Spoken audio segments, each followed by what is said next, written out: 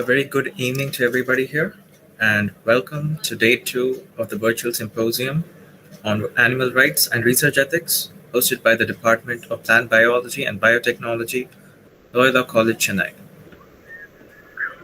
On behalf of the Department of Plant Biology and Biotechnology, I welcome all of you to day 2 here. I'm Bukhari, your host for this evening. We have some interesting speakers lined up for you today. I hope you enjoyed the session. So let's begin. Prayer is said to be a privilege that has the power to move mountains. It restores faith in ourselves and in the world around us. Let's begin this session with a prayer by the students of first year MSc Biotechnology, Loyola College.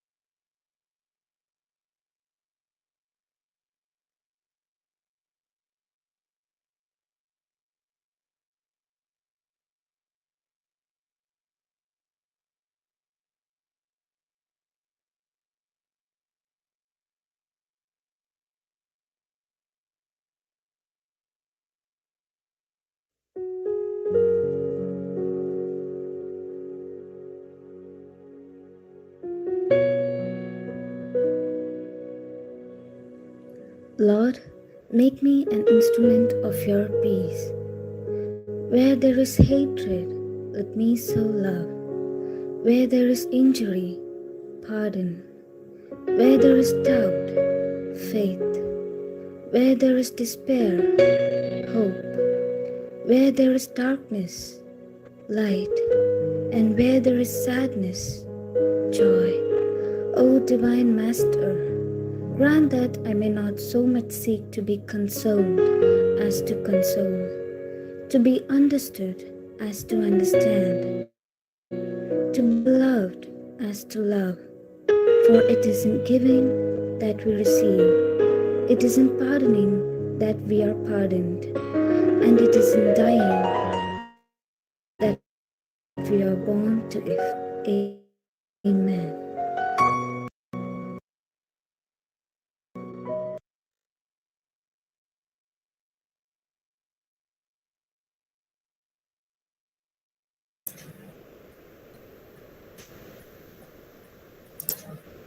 Thank you, Tina, Nathan, Bevin, and Sharon for that enchanting prayer. Now, I would like to invite Dr. Tanya Pereira, convener of this symposium, to deliver the welcome address. Over to you, ma'am. On behalf of the management of Loyola College and the faculty and students of the PG Biotechnology Department, Loyola College, Chennai, I'm honored to welcome you all to the second day of the Symposium on Animal Rights and Research Ethics. A very warm welcome to the dynamic EcoChamps program porters, Ms. Amrita and Ms. Nikita Rakala, and the eminent scientist who will address us today, Dr. Amrita Jaishankar, Executive Director, Maryland Stem Cell Research Fund, United States of America. Warm greetings to the head of the Department of Plant Biology, Dr. Joel Gnanadas, the coordinator of PG Biotechnology, Dr. Sheila, respected faculty, and to each one of you gathered here for this symposium. Yesterday, we were made aware of the ethical principles and the importance of participating in the 3 R's in research and teaching: replace, reduce, and refine. We ought to practice these principles irrespective of the law.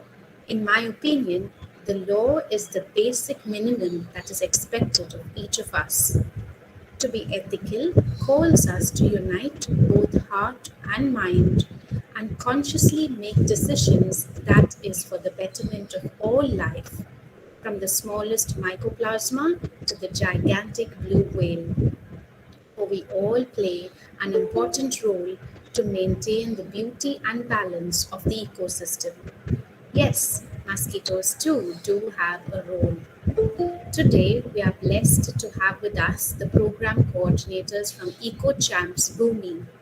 They are examples of putting into practice all that we learn. They have made a great impact in creating environmental awareness, sowing seeds of change in children as young as 9 years. I have no doubt that their session will encourage you to be eco conscious and adapt to an eco friendly lifestyle. It is our hope and prayer that each of us present here today will be an agent of social change and promote environmental sustainability. After the session by our NGO Bhumi, we will be addressed by Dr. Amrita Jaishankar, Executive Director, Maryland Stem Cell Research Fund, USA. She is a world renowned expert in the field of stem cells and will highlight the applications and ethical aspects of stem cells in medical research. I have no doubt that her talk will be intellectually stimulating for leading us with that most beautiful prayer of Saint Francis of Assisi. May these two sessions today inspire and motivate us to be channels of peace and harmony and be the change we wish to see. Warm welcome to each one of you.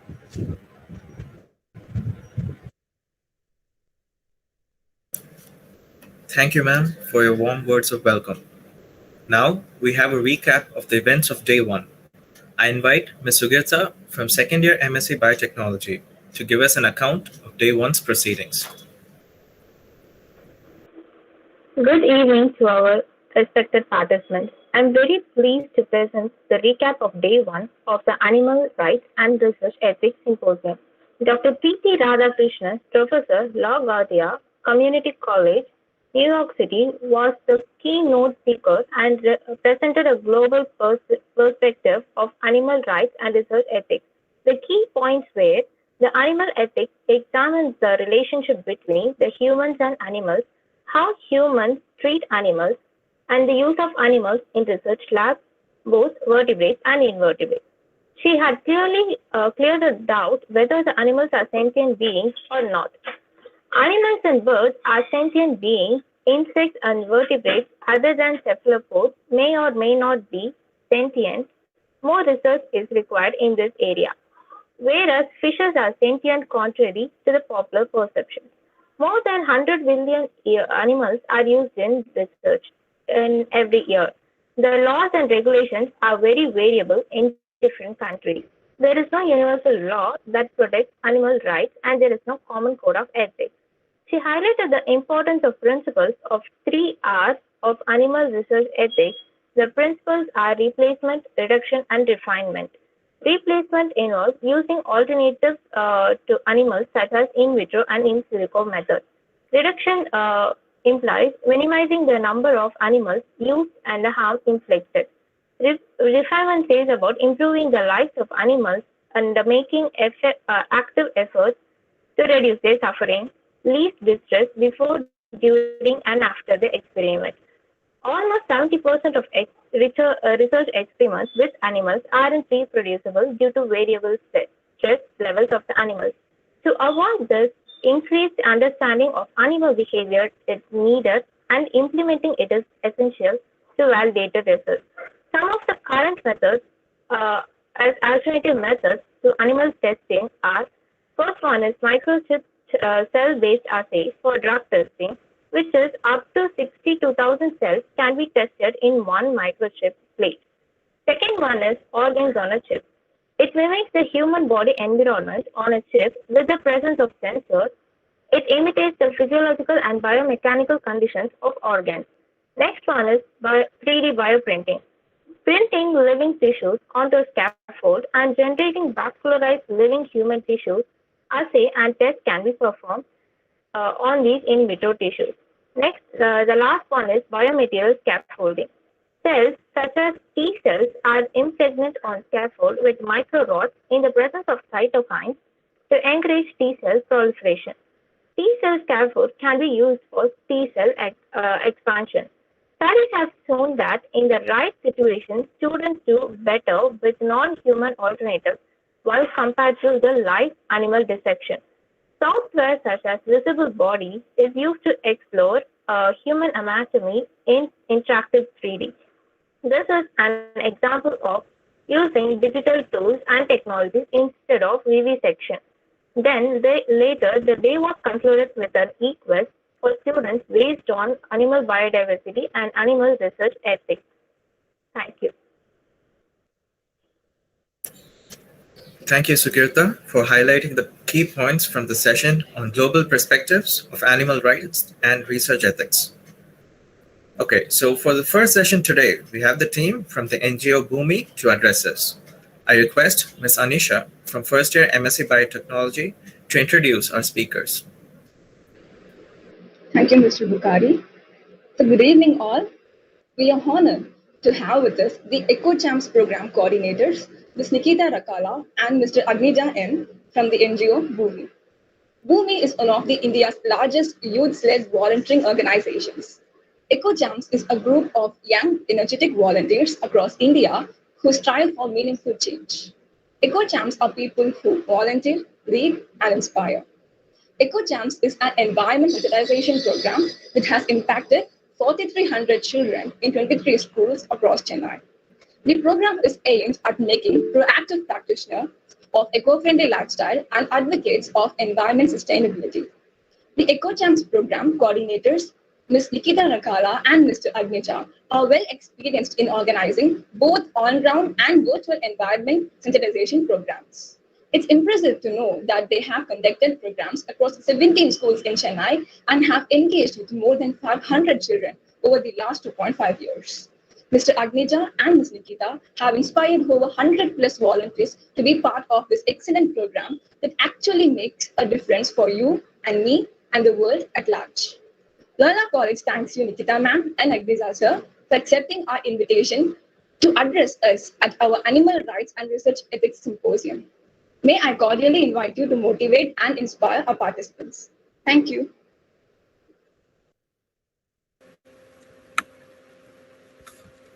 Thanks, Acharya, for the introduction. Let me quickly share my screen. Yeah, let me just double confirm me.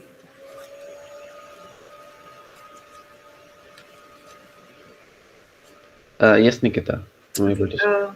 Again, thanks, Tanya ma'am, for this opportunity. Yeah, so let's get started. So, as you see a slide. You see, okay. Before we start, one request from me and Agni is to keep it very interactive. So I'd request all of you to just put your responses in the chat box. We'll read them and let's learn together. So the first question is, what comes across as you see the slide?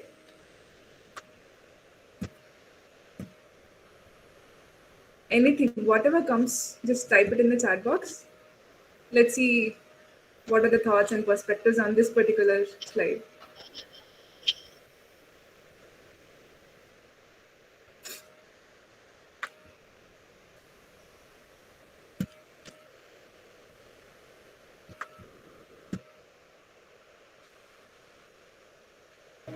Okay, so please respond. Okay, there is coexistence study, but right now we are far from it. Okay, thanks for the answers. Let's get into this session. So again, a quick introduction on Bhumi. So Bhumi was started by a group of friends who wanted to ensure that underprivileged children have right to quality education. So with that aim, it started 15 years back, and now we engage 30,000 volunteers every year across different initiatives. And like the team has introduced, me and Agni are part of this EcoChamps team, which aims at empowering and mentoring young students, school-going students, become environment leaders through series of interventions. So today's topic or discussion is going to be on coexistence. So my question to you all, everybody here, what is the most important thing you've done today we are almost done with the day. It's 5:45 right now. So over the course of this day, or right now, or through the course of this day, what is the important thing you've done or will be doing? Anything. Let's requesting everybody to be very quick, given the paucity of time. So, what is the most important thing you've done today?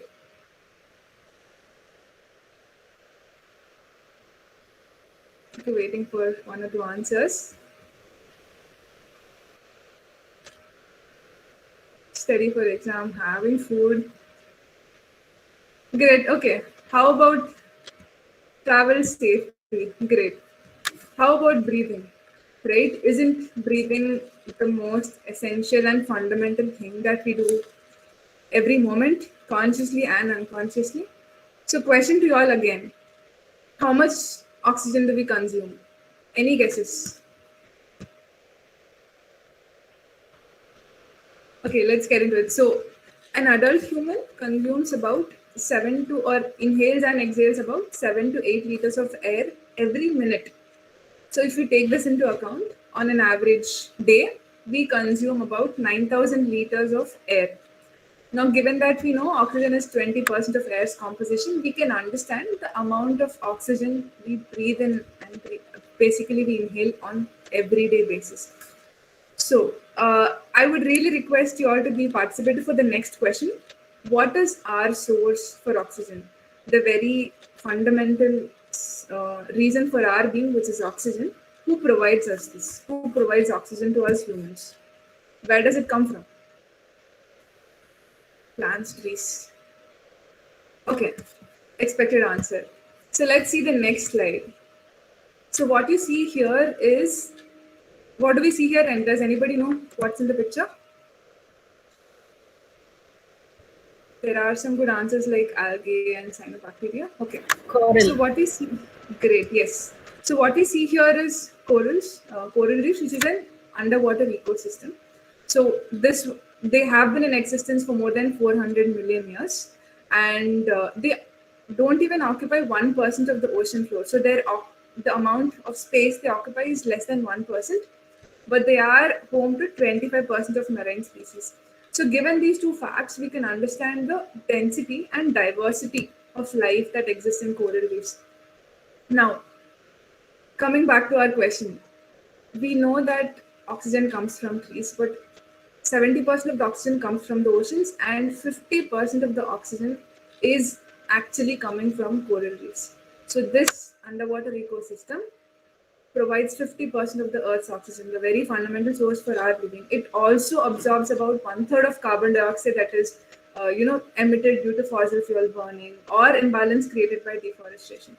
So, what we want to highlight.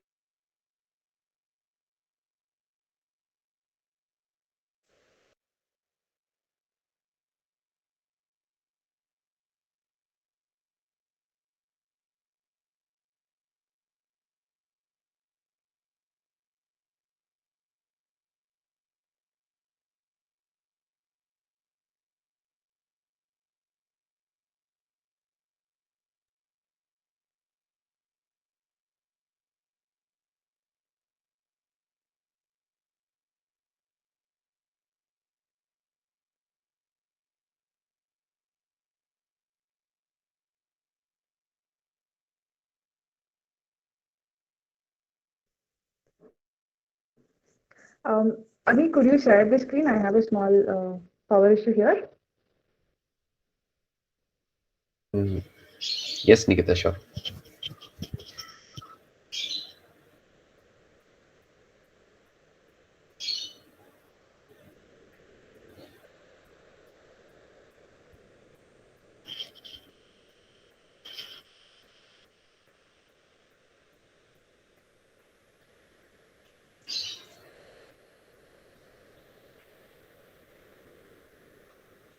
So yeah, while Agni is sharing the screen, sorry about the network issue. So we just discussed that coral reefs, which is an underwater ecosystem, is a major provider of oxygen for us, right? So not just this, corals actually help and serve mankind in multiple other ways. Another example is shoreline protection. So most of the coastal areas are prone to floods and storms, right? So corals actually absorb 97% of the wave energy. So through this, they actually protect the shores from floods and storms and all of that. So another fundamental way and important way they serve mankind is via shoreline protection. They protect the shores and make us less prone to floods and storms. Not just that, there are a lot of chemicals that are extracted from the corals, which are used for making drugs, which are used for treatment of different diseases like leukemia, cancer, and all of that. Simple example is there's a drug called AZT, which is used as a treatment for HIV/AIDS, which is extracted and made from the chemicals through extracted from coral reefs. So these are just few examples to tell that uh, there are different species and ecosystems that exist along with us, not just existing with us, they serve mankind. They help us in very fundamental yet important ways, without which our existence would have been very difficult. Agni, let's go to the next slide. Yeah, keep going. Next one, yeah. Next one, Agni. Yes. So we've come from all the way from coral reefs ecosystem to ants, right? Let's have a very quick activity. This is going to be a fastest finger first. I'll be asking a question and I'll see who gives the most relevant and fastest answer. Okay, so the question here is, according to you, how does an ant help mankind? What are the different ways in which you can think of an ant helps mankind? Whatever you can think of, just put it in the chat box. Let's see who can answer soil mixing. Okay.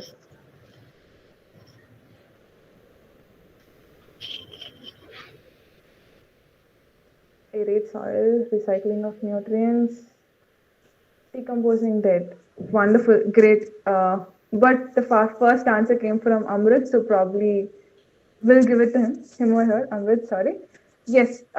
So again, these tiny species have been in existence even before man has come, 140 million years before.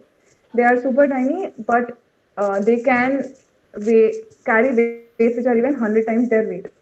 Now, though they are, though they exist in groups, they're very smart animals that communicate through chemicals, be it sun's position, be it the wind direction, be it the slope, and make decisions based on their observations. So, very simple example is ants actually observe while foraging for food how many of them are coming back with food. So, depending on the rate of success, they decide how many more ants to send further. So, super smart on identifying and efficiently using their resources. So, having said all these, in certain very fundamental ways, they help us is one, by aerating the soil. They actually turn more earth than earthworms. Most of the time, earthworms take the credit for maintaining the soil structure, but less known fact is ants turn more soil than the earthworms. So they create pockets of air through which air and water can reach the roots. And of course, like most of you all pointed out, they clean the earth, right? They eat and decompose, help in the decomposition of dead animals. Apart from that, they also help in seed dispersal. So they carry seeds, bury them underground. So in multitude of ways, this tiny organism which coexists with us helps us in these many ways. Even without one of these, the impact on us would be huge. Probably underrated, we do not identify, but the impact is high. Agni, next slide. Again, we probably don't need to discuss a lot on this. We all know the food that we eat is because of them. They help us in pollination, right? They help us. Even bees and ants help in pollination, through which we get our food that we eat every day. So through the last two examples, we wanted to highlight the fact that an ecosystem, a complete ecosystem like coral reefs, all the way to just super tiny organisms like ants and bees, are coexisting with us and helping us with very important and fundamental ways. Without each of these, our existence would have been very difficult. Agni, next slide. Now let's introduce humans into this earth, right? We've discussed that coral reefs are there from 400 million years, ants are there from 140 million years, and then comes human. So what have we done, or how have we impacted the ecosystems or the organisms that we discussed before? So, Agni, let's quickly go back to the coral reef slide. Right. To just give some examples, the Great Barrier Reef is the biggest coral reef on this earth. It is situated in the coastline of Australia. It is as big that we can see it even from outer space. Now, over the last 25 years, half of it has gone extinct. And by 2050, if the climate change continues or worsens, it might go completely extinct. Now, why is this happening? Primary reason number one is the climate change. We know that as the temperature rises, the oceans become warmer, right? Now, what happens when the oceans become warmer is there is this algae in the corals which helps the corals in production of food. Now, the corals lose this algae when the temperature rises. So, because of which, what happens is they become pale and white by revealing their skeleton, which is calcium carbonate, eventually becoming weak, and they could go extinct. So, one, because of the temperature rise, the second is ocean acidification. Now, either through pollution or either through more carbon dioxide. We just read that or discussed that they absorb carbon dioxide, right? So eventually, through again due to all the imbalance, ocean acidification also impacts them in a very negative way. Not just this, through recreational activities, we exploit them, we disturb them. Through overfishing, we disturb them. So through all these ways, we have been impacting an ecosystem which has been very source of our oxygen. Now, if we are saying that if climate change continues and by 2050, if the biggest coral reef goes extinct, which is a provider of oxygen, how is the oxygen going to look like if they go extinct? Isn't oxygen fundamental for us? Now, if oxygen is not there, how is the earth going to look like? What kind of atmosphere will our younger generations and next generations have? Again, let's go to the ants and bees. Yes, again, ants and bees equally they are impacted by climate change and habitat loss. Primary reason we know that they lose habitat, right? As we are occupying spaces, they lose their habitat, and through climate change, it negatively impacts them, and they could, species go extinct, and then, eventually the whole species itself goes extinct, right? Let's go to the next one again. So I hope that it's at least it gives us a perspective that on an earth on which we are supposed to coexist with the rest of the species, instead of coexisting, we are negatively impacting ecosystems. We are negatively impacting species, right? Instead of helping each other. In fact, the species that help us in our survival, we are negatively impacting them. Okay. Now let's take a very close example to Chennai, right? Can anybody guess what this place is? Any quick guesses?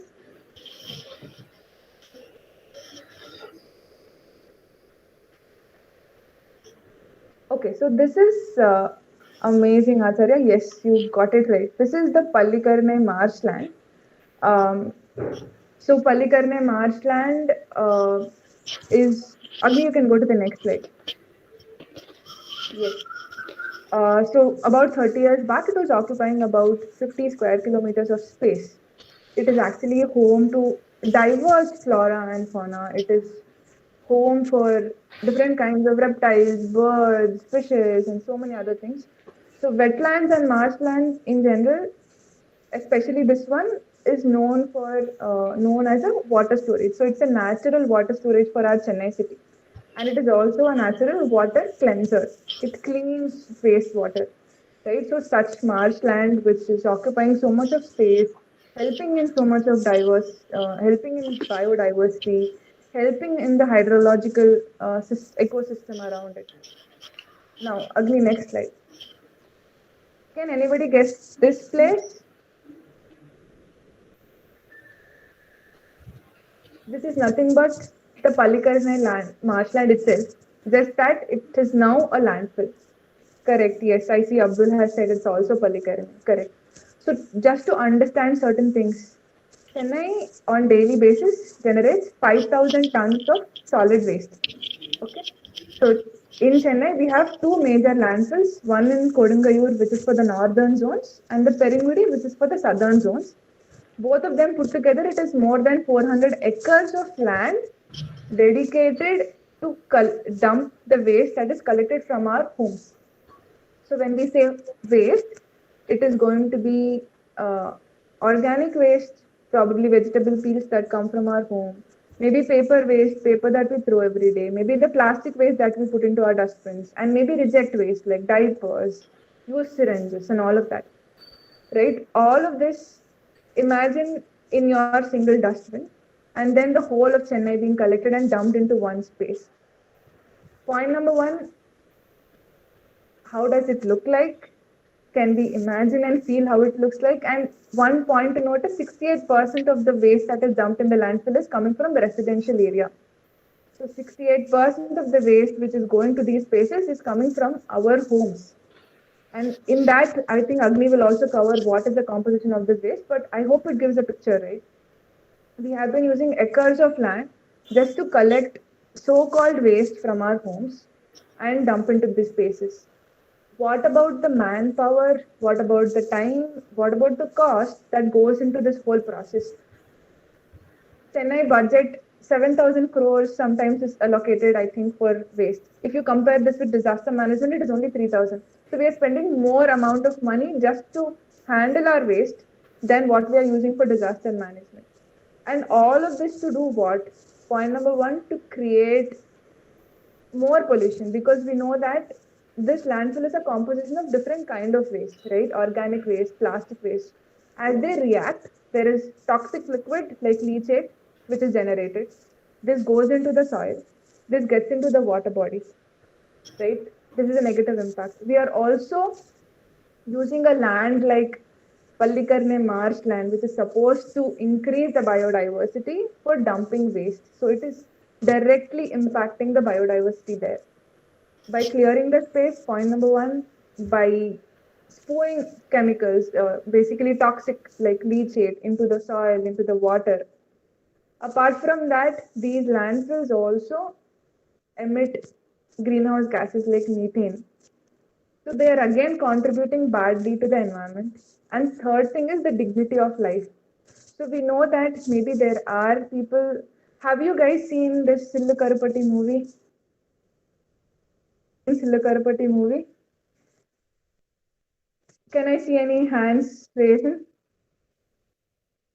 It's a very beautiful movie. It starts with few kids sitting on the landfill because they go there to collect useful resources from that. Because when we throw things, actually they are resources which could have been reused, because we don't identify, somebody else identifies use from that. So the movie starts with few kids sitting on top of the landfill because they go there on daily basis to collect something useful.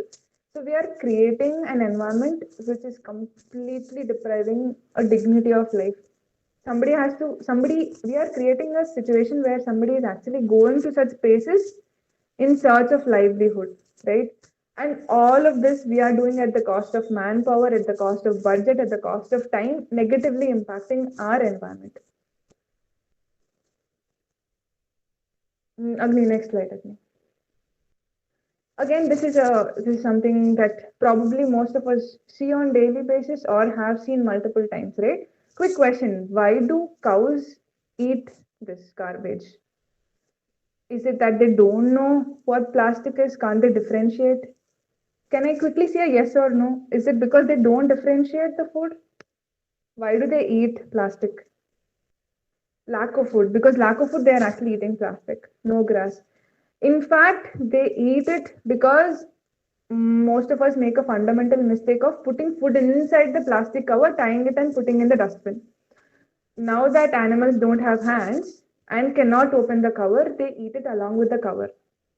So something like a Maggie packet or anything which has even tiny elements of food remnants, because of the smell, they eat it. Correct. I see Lavina saying smell of food. That's correct. Smell of food, and because it contains food sometimes, they eat it. Now, it might look very simple. Agni, can we go to the next slide? What we see here is an animal that was treated plastic waste. So I have had a personal experience of something like this. They actually carry 80 kgs or 60, 70 kgs of plastic inside their stomach because it cannot digest. Over the course of time, they eat the food and they eventually can't digest it. It stays inside their stomach and they have to be operated. Luckily, sometimes certain animals are operated, but certain animals they die. We might see a very thin cow and assume it is pregnant because it has a huge belly. Most probable that it actually is carrying plastic waste in it. On the right, you see is the plastic or the waste that was extracted from its stomach. If we zoom into it, Agni, next slide, is what we see here. Can anybody see? Can anybody tell what you see in the slide? What do you see? Maggie.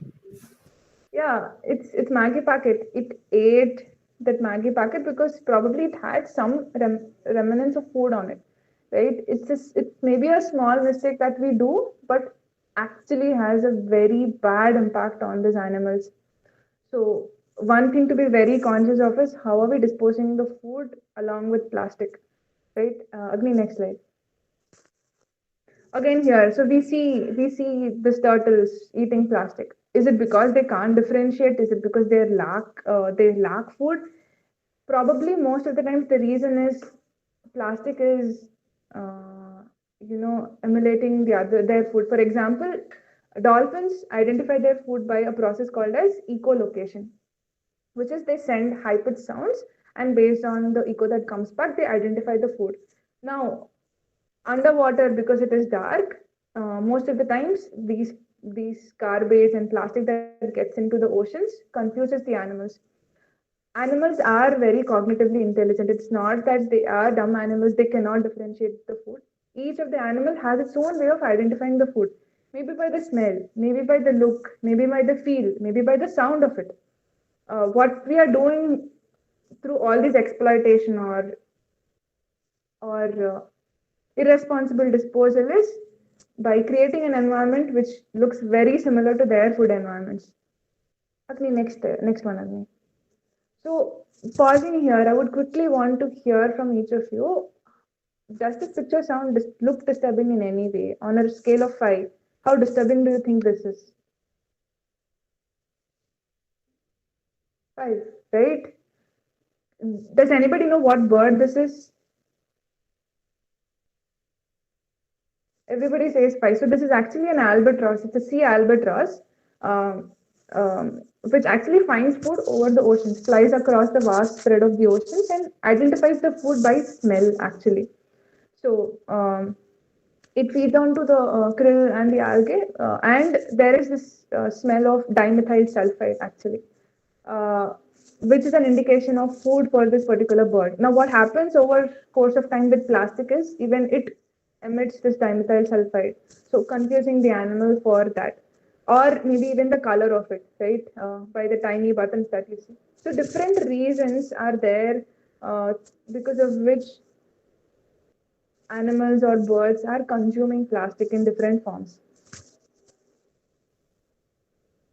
So yeah, before Agni details us more, I hope it gives each of us a picture as to how we are directly and indirectly impacting different species on this earth, which are in fact helping us in our survival, and we are negatively impacting them.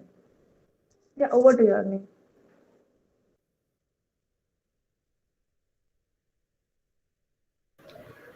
Yes, thanks, Nikita. Yeah. Okay, so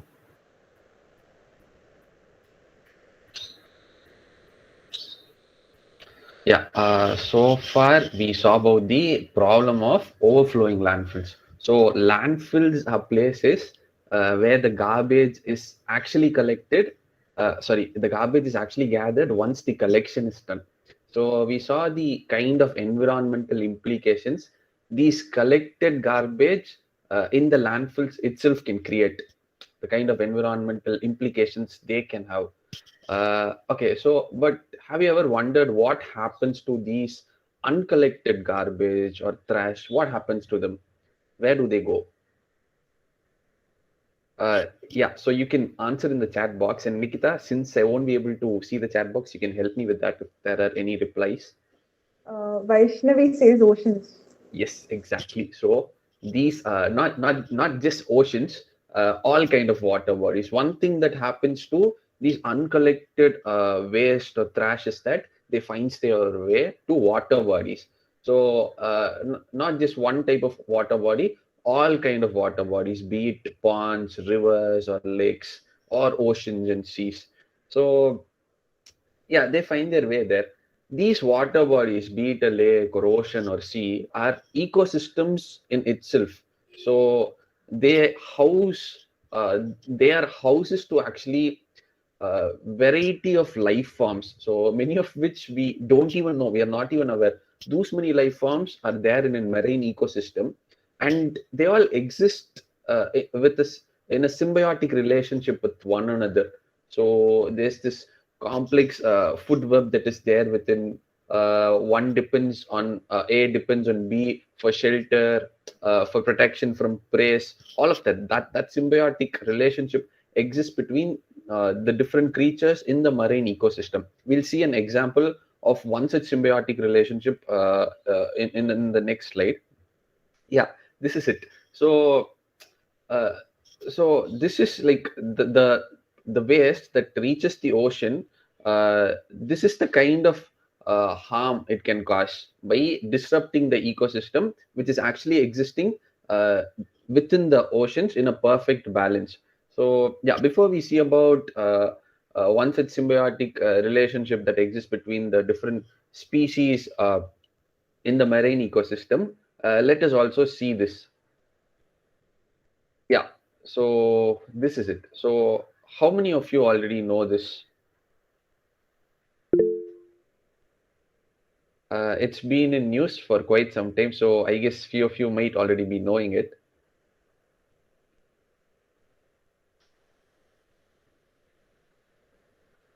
Okay, so this is the Great Pacific Garbage Patch. So this is a marine debris that's located in the North Pacific Ocean. So marine debris is nothing but the waste or trash which finds its way to the ocean. So the Great Pacific Garbage Patch, it sometimes gives it conjures the image of a floating island on ocean to few people. So this Great Pacific Garbage Patch is one of the few marine debris that exist in oceans, in various oceans across. This is specifically known because of its sheer volume and the length to which, length or maybe the surface area this particular marine debris covers. So yeah, so this Great Pacific Garbage Patch is in the North Pacific Ocean. It is located between the country Japan and the US states of California and Hawaii. Uh, the thing here is none of these two countries want to take ownership for clearing the waste, because some even fear that any attempt to clean this debris might even bankrupt governments. So that is the amount of marine debris that is actually existing in this particular garbage patch. So yeah, let's further see like how this marine debris can affect the symbiotic relationship that exists in an ecosystem. So let's take in the example of this particular food web. So basically, if we look at marine ecosystems, so algae and planktons, they are autotrophs. They are capable of synthesizing nutrients for themselves using sunlight.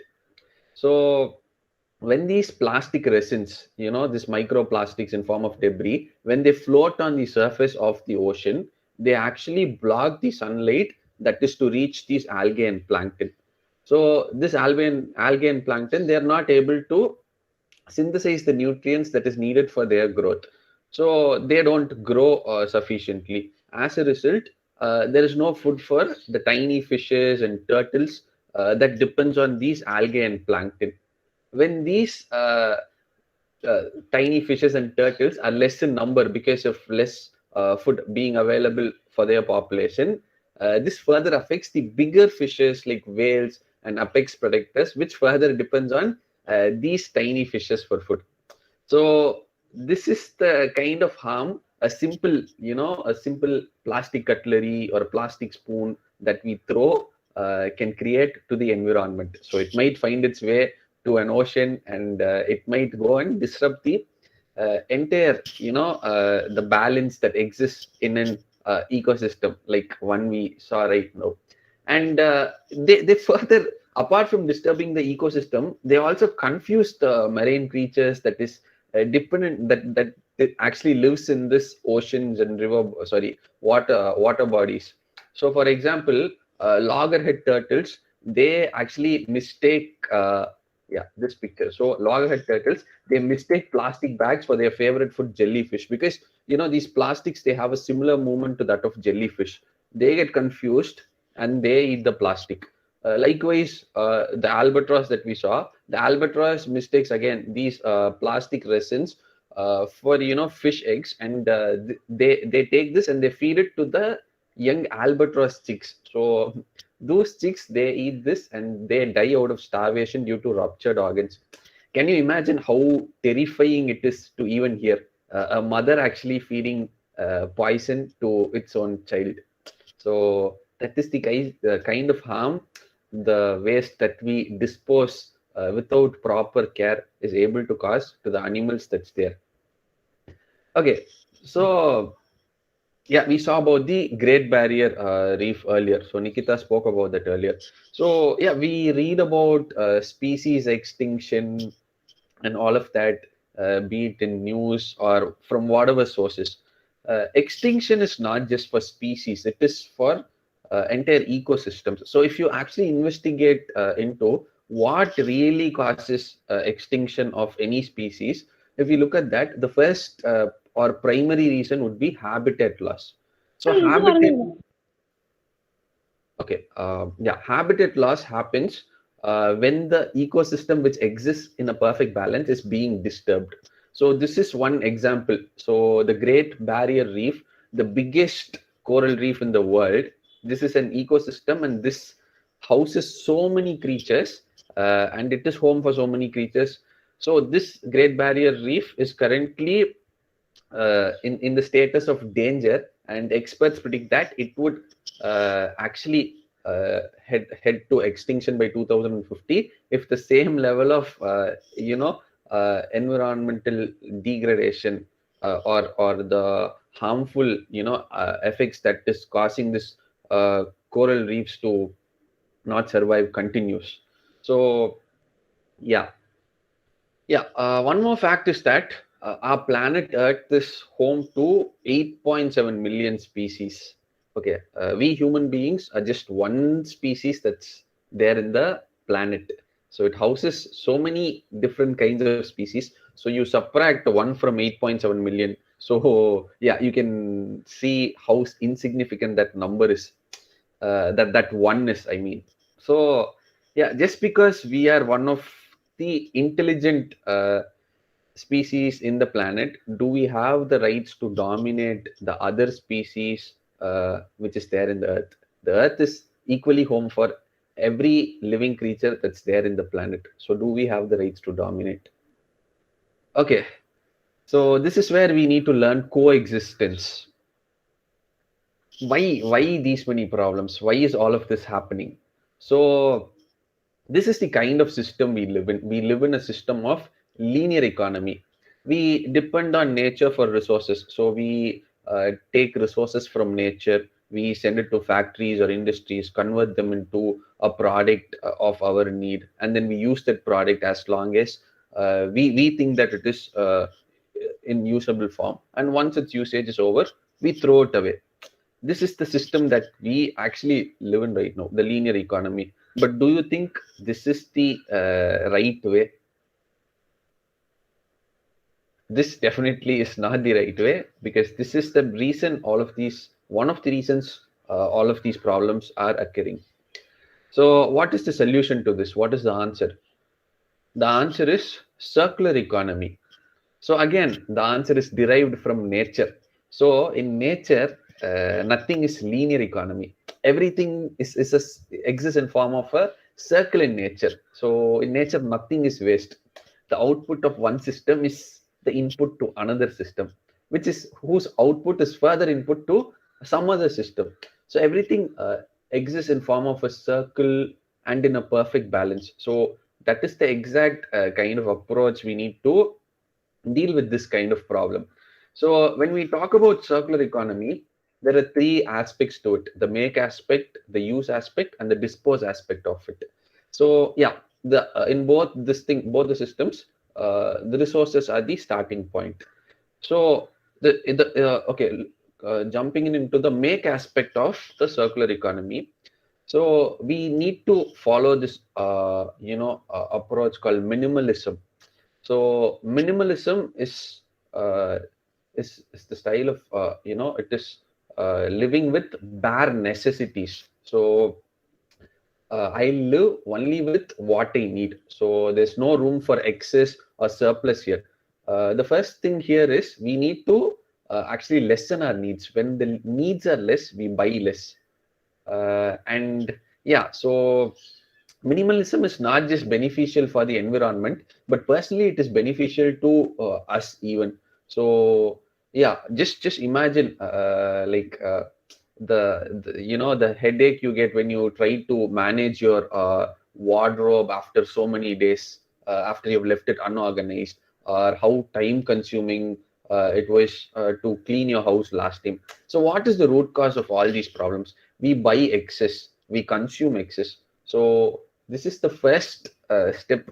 The first aspect in the circular economy is to follow the approach of minimalism. I consume only what is a bare necessity to me. So so that covers the make aspect of it. So secondly, the use aspect of it. So how should we use the resources, or what is the the right way to use the resources? Okay. So the 6 R's. So as cliched as it might look: reduce, refuse, reuse, repair, recycle, recover. So all of us would have come across this in like somewhere before. So, but how many of us put this to use in our everyday life? So, yeah, okay. Reduce is basically, it is very self-explanatory. For the interest of time, like I'll keep the explanation short. So, reduce is basically lessening your need. We discussed about that in the concept of minimalism. So keeping your needs less is covered in the reduced part. Refuse, so learn to say no to things which you don't require, or things which you feel are environmentally unsustainable. Then comes the reuse aspect of it. So if you are buying something, be it a plastic bag or plastic bottle, reuse it to maximum number of times. Nowadays, like how long you use a product is the new cool kind of thing that exists. Okay, then repair.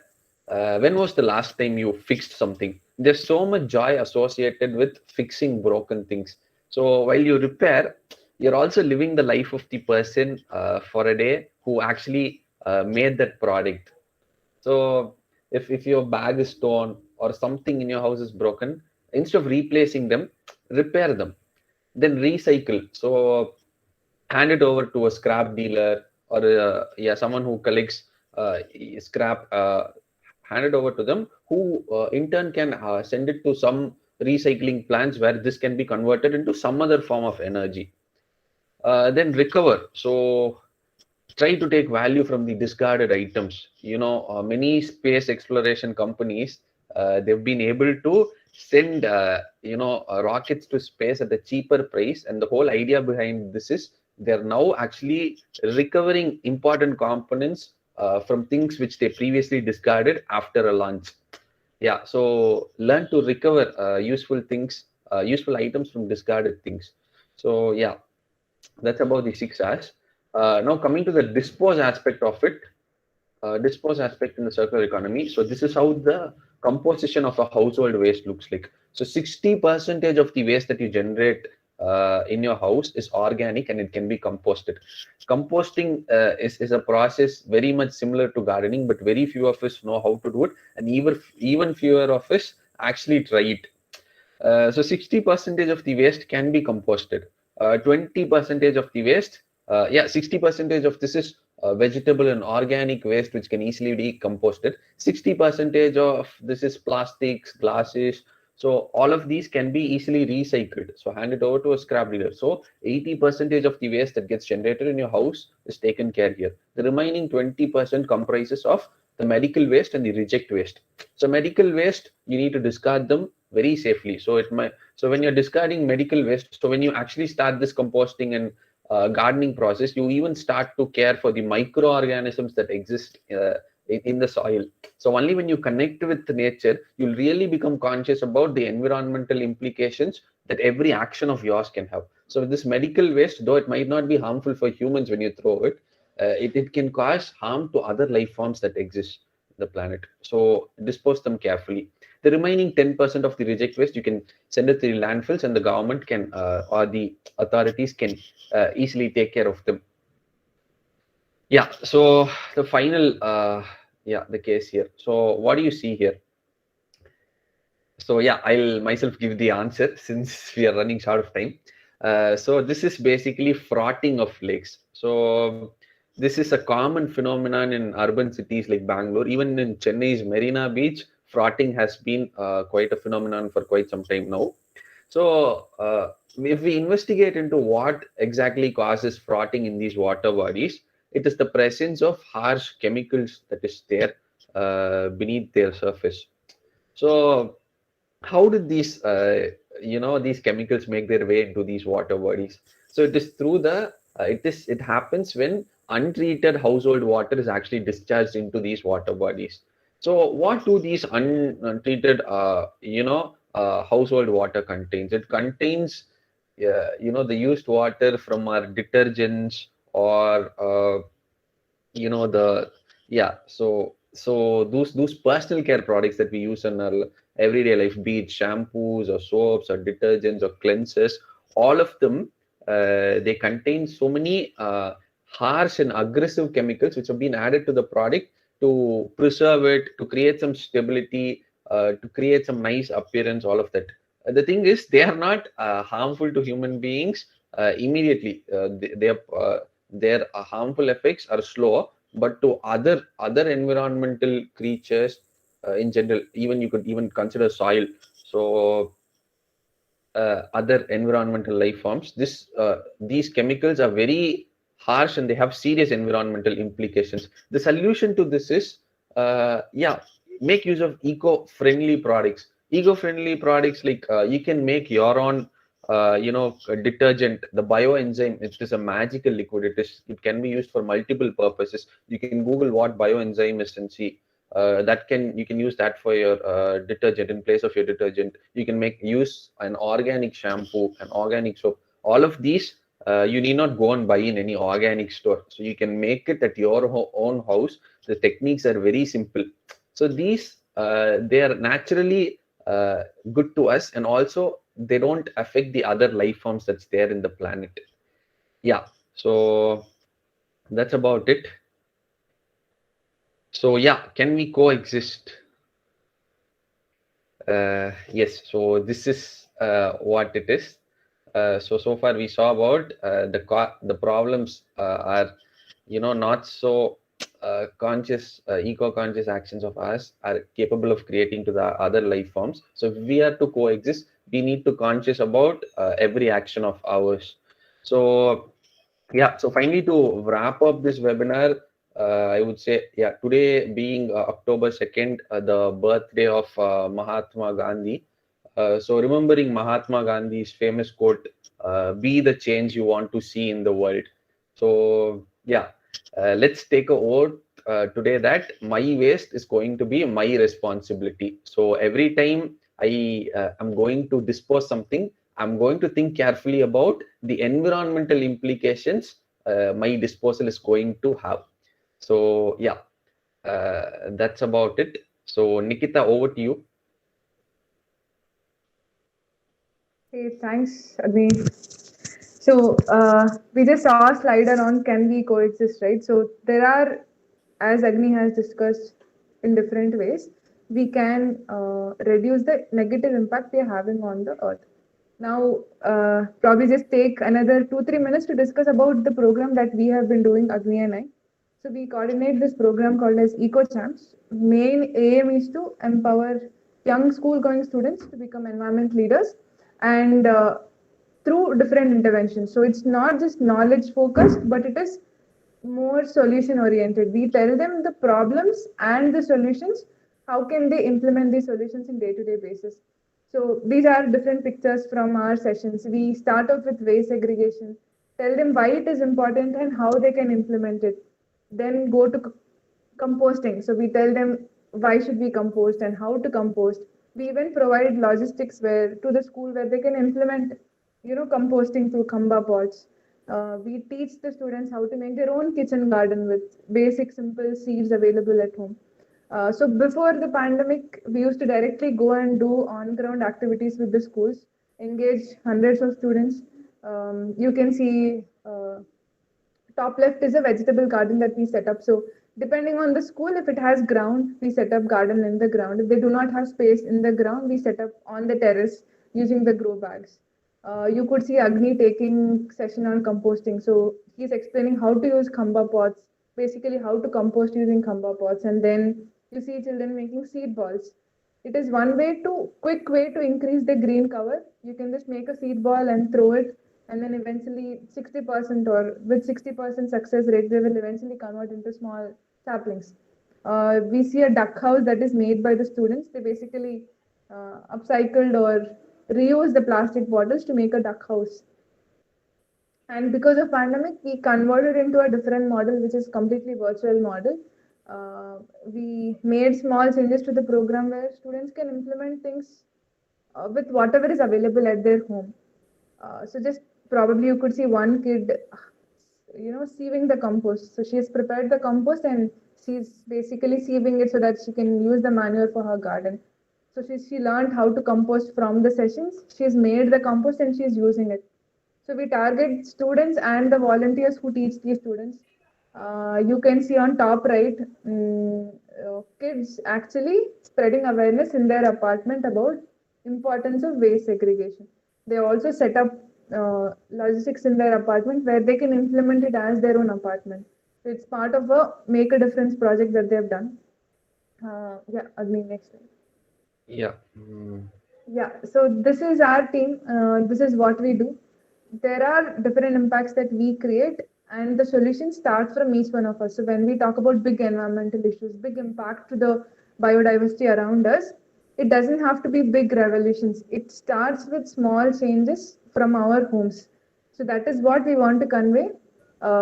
Simple changes that we all make and help others make is where the solution starts from.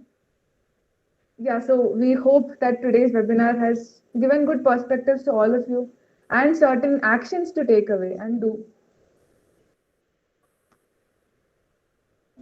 Sorry for overshooting, ma'am.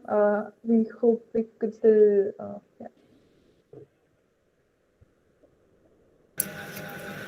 Thank you guys. Thank you so much for bringing to light so many things that, in our quest for knowledge and as we go about doing research, we tend to forget about the importance and the species that share the planet with us. Especially like the concept, which started from humans and oxygen, cyanobacteria, coral reefs, and turtles, then back to humans. The circle of life really is perfectly balanced, and the importance of a circular economy in that regard and the concept of minimalism are sure to, improve our relationship with nature and other species. And also, it is important as students and researchers of science and of biology, especially, that we take up the initiative as role models and implement changes beginning at the grassroots level ourselves. So, thank you, Ms. Nikita and Mr. Agninra, for your time. Thank you very much. Yeah. Up next, we have an esteemed scientist and researcher, Dr. Amrita Jaishankar from the US, talking to us about stem cells and disease modeling. I invite Dr. Sophie Figueredo, Assistant Professor, Department of Plant Biology and Biotechnology, Loyola College, to introduce our guest speaker. A very good evening to all. I'm honored to introduce Dr. Amrita Jaishankar. She is the Executive Director, Maryland Stem Cell Research Fund, USA. Dr. Amrita manages the Maryland Stem Cell Research Fund Active Award portfolio. The Maryland Stem Cell Research Commission is focused on identifying and fostering cutting edge research and innovations in the field of regenerative medicine in Maryland. Their Accelerating Cures initiative includes programs that help in transition human cell-based technologies from the bench to the bedside, as well as mechanisms to build and grow stem cell companies. Dr. Amrita Jaishankar is responsible for scientific management and oversees research projects. She promotes the commercialization of stem cell technologies. It's most impressive to know that in May 2021, the Maryland Stem Cell Research Commission approved funding to recipients for a total of more than $6 billion. Dr. Amrita has 15 years of experience in stem cell research in government, academic, and industry settings. She was a scientist and founding member of the Liebert Institute for Brain Development at Johns Hopkins School of Medicine, where she developed cures for schizophrenia and other neurodevelopmental disorders in collaboration with AstraZeneca. She has an MS in molecular genetics from the University of Leicester, UK, a PhD in genetics from Penn State University, and postdoctoral training at the National Institute of Health, National Institute of Neurological Disorders and Strokes. She has more than 15 years of experience in human pluripotent and adult stem cell biology and their uses in exploratory research, patient-specific disease modeling, and assay development for pharmaceutical applications, and is passionate about using stem cell technologies to accelerate cures for patients in need. Dr. Amrita Jaishankar was awarded the Woman in Bio Rising Star 2020 award and named one of the honorees by the Daily Records 2020. On behalf of the PG Biotechnology Department, I welcome our speaker, Dr. Amrita Jaishankar. We are honored to have you, Dr. Amrita Jaishankar, as our resource person this session on animal rights and research ethics. On behalf of the management and the faculty of PG Biotechnology, Loyola College, Chennai, I thank you for accepting our invitation. May I cordially invite you, ma'am, to address our participants. A small announcement. Participants are asked to to not share or reuse images from the previous lecture as they may be protected under copyright laws. So participants, please do not do so. Thank you. Over to you, Dr. Amrita. Actually, it is the coming session. Coming session is copyrighted. Most of the information that Dr. Amrita will be sharing. So participants are advised not to use any of the content. Thank you. Great. Thank you all so much for the introduction. And it's a pleasure to be here. And, you know, one of the advantages of being virtual, I get to do this. So I'm going to try to share the slides here. I'm having some issues, but we'll see if it works.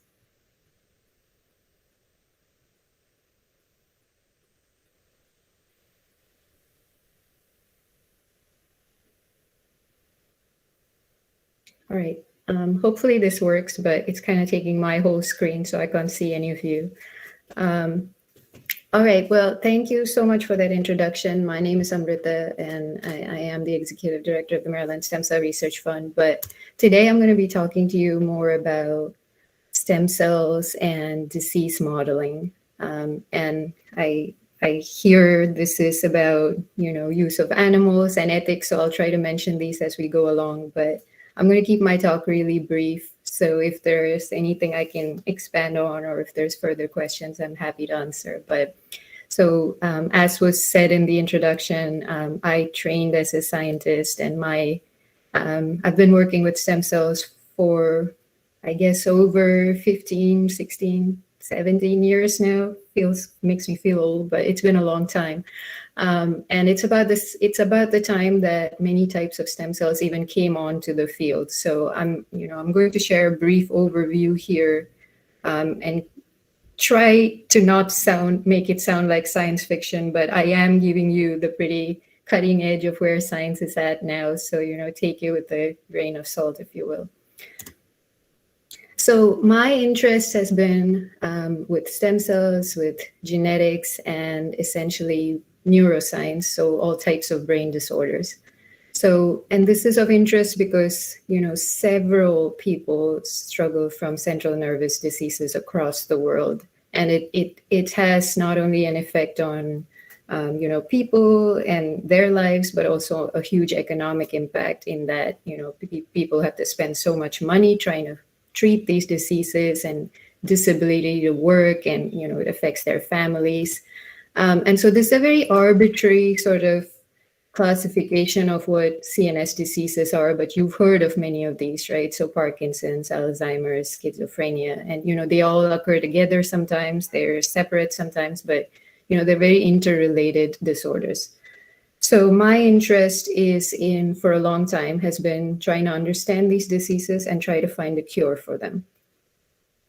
So how do you find a cure? Typically the process is you find a drug, right? You find a drug that works to treat this disease.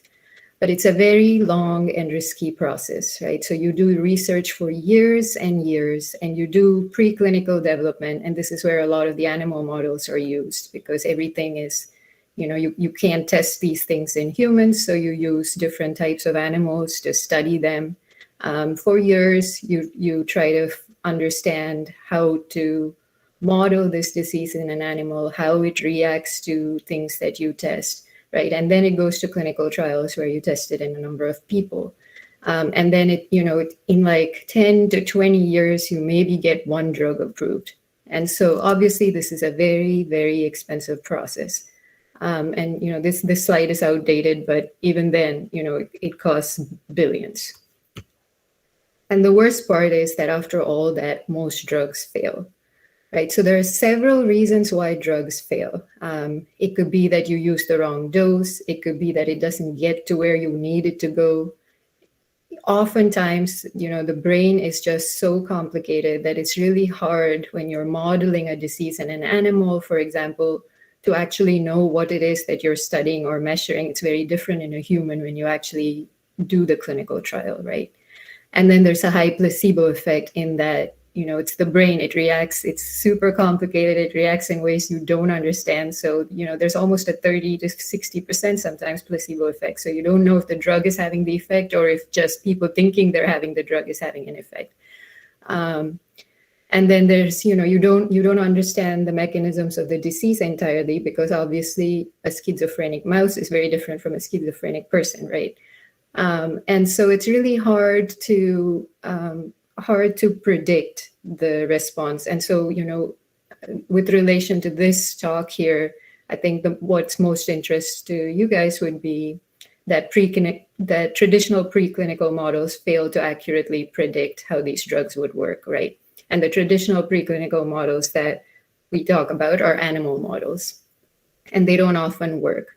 So, we try them. There are different sort of animal models that we use. Typically for neuroscience, it's mostly rodents that we use. There are several other studies that we do that are also in, pigs, sheep, non-human primates. And so these are every one of them has different advantages and disadvantages. And in the interest of this talk, we're focusing on what are other models, right? So I'm not going to go into why you would use these different models, but I'm going to talk to you about what the alternate models are. So how do you study the brain, right? It's one of the most complex things that exist. It's different from person to person, and you have zero access, right? It's not like studying cancer. I can't just say, okay, let me take your tumor, study it, and figure out how to fix it. I can't just take a biopsy of your skin and say, okay, let me study it and see how to fix it. You can't just open up the brain and look inside it to know what's going on. So how does one study the brain, right? And until recently, there were not many good ways to do it. But stem cells offer a lot of hope because of the power of this technology that helps us understand and study so many different types of diseases. And I'm talking mostly about CNS today, but stem cells are used to study heart disease, muscular dystrophy, kidney disease, diabetes. These are all things I now do, but my personal research was more in the CNS field. So focusing most of the work on that. But obviously we work now with diabetes, we work with cardiovascular indications. There's, bone marrow disorders, different types of blood cancers. Stem cells are being used to treat everything now. So again, I can't see all of you and I don't know all of your backgrounds. So hopefully, I'll just give you a little bit of a brief background of what a stem cell is in case you haven't heard about them or don't know about them. So stem cell is the most powerful type of cell that exists, right? It's a single cell that can replicate itself, so it can form more and more of itself, right?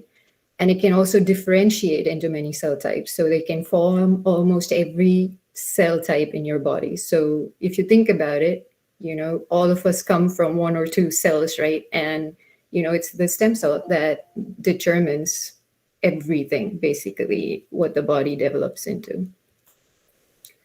So there are different types of stem cells, and I'll talk mainly about 3 here. I'll introduce 3 to you, but there's others as well. So a stem cell is either embryonic, so it comes from a blastocyst and it makes all types of tissues.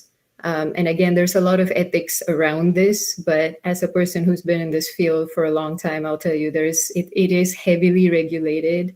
And scientists have tremendous responsibility and are very careful when we use these things. So things to remember are, where the cell comes from. Are you having informed consent from the patients who donate them, right? And, are they all de-identified? Like, for example, if I get cells from 50 of you, I'm not going to name it with your name, right? I would put a number so nobody knows what this is. There's no way you're protecting the person and you're protecting all the information, right? So there are various rules in place, and this is really highly ethically regulated research at the moment. And then there's adult stem cells, right? So adult stem cells are those, if you think about it, they're a little more committed, right? So they can't form all the cells of the body, but they can make a few different types of cells. So for example, you have the blood stem cells, which can form like white cells, red cells, or platelets. You have a mesenchymal stem cell, which, for example, can form bone, muscle, or fat. It can't go form the brain, right? So they're a little bit more specified than embryonic stem cells, but they're very, very powerful ways to regenerate the body or solve disease. And then the one that I've been working a lot with are called induced pluripotent cells, right? So some of you might have heard about this. This is an invention that revolutionized the field, won the Nobel Prize, and it has kind of changed the way we study disease now, right? So the reason I'm able to give you this talk in some ways is because of iPS cells, because they really provided a very powerful way to model disease in a way that maybe we don't require animals anymore. And that would be the hope. So induced pluripotent stem cells, like embryonic stem cells, can make any type of cell in the body. So what is an iPS cell, right? So there are different ways to do this again, but the way we do it is you take a skin biopsy from a patient, for example, and what can you do to this cell to make it more like a stem cell? It could be like overexpressing 4 genes. Again, there are different sort of combinations. People use different ways to do this, but the way we do it is to take 4 genes that you overexpress in this cell to make it a stem cell. So you're completely changing what the cell can become. So it's a differentiated skin cell that you're making into this kind of cell type that can form any cell in your body. So you can make the brain, you can make the heart, you can make the liver, you can make the pancreas. And what do you do with this, right? So you can correct whatever is the disease by, in a dish and put it back into the patient, or you can use this for disease modeling, for drug screening, and so on, right? So it presents an unprecedented opportunity to model disease. I'm not going into the details here, but as I said, there are different ways to make these cells. There are different ways to determine what cell type, this cell becomes. And this is something that we in the field, we've spent a lot of time studying and improving. And so, this is going to sound a little bit like, I don't know if any of you have sort of grown cells by yourselves or, seen how to do any of this, but it's one of the most exciting things, right? So you take this cell and you look at it and you say, okay, today, do I want it to make the body? Do I want it to make the brain? Do I want it to make a heart, right? And it's not, it's super exciting, but it's nowhere near simple as I say, right? So there are different factors that you put into it. You have to study them every day, right? These cells don't know when it's the weekend. They don't know when it's Christmas, right? You're sitting there watching them every day, figuring out, what it is that they're going to do today? What is the signal that I need to give them to make them the brain today, right? And so again, you can form any type of cell, but the ones that I use are called neural stem cells, right? So the neural stem cells are those that can form any type of brain cell, or other sort of supporting cells in the brain, and it can form. You can make it form different brain regions. So, the level of complexity in this is hard to capture, because if you think about how complex the brain is and what are the different functions that it performs, there are things that we don't even know how to model or study, right? How do you think? How do you feel? Do you feel a conscience? Like, these are all things that are, we're still far off from understanding some of the high level emotions, for example. But what we're trying to do here is model just the cell types and the environment so that we can better model a disease, right?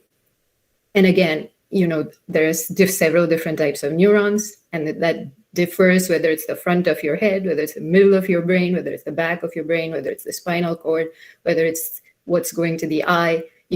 Everything is different, and you have to figure out how to do this in a dish to model the disease, right? And it's one of the most exciting things to do.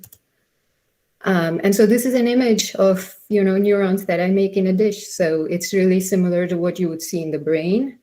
It's a little more immature because obviously we grow this for hundreds of days, but it's still not anywhere close to what you would see in a baby, right? Or in an adult, by far, we're very far from modeling aging here. But what you see here is like these little networks of cells, they're firing. So what you see in the little graph there is like neurons firing. So if you were to put like an electrode to your head and measure it, this is what you would see, right? The neurons are firing, they're making connections. This is how you make memories. This is how you do anything really. And you're able to do that in a dish and watch them do that. And that's a really powerful assay. So what do? We take, how do you model a disease, right? So you take, let's say you take cells from me, you take cells from a person who has the disease you're trying to study, right?